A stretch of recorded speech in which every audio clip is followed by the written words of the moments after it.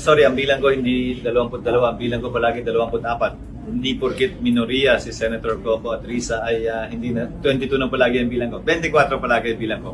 Minority o majority man, may tinatawag ba na grupo niya o grupo ko, ang tingin ko dyan, iisang grupo lamang. At hindi ko grupo yon.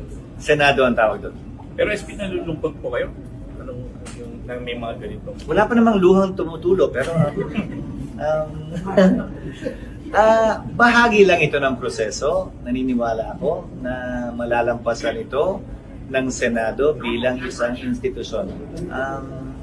May panahon ng kalungkutan, may panahon ng kaligayahan, may panahon na may hinaharap tayong paghamon, may panahon din naman ng magaang lahat. Isa marahil ito sa mga panahon na nabanggit ko una. Pero mararating din natin yung magandang panahon kung saan magiging mas maayos ang relasyon at ang takbo ng Senado. Kakain na, okay na.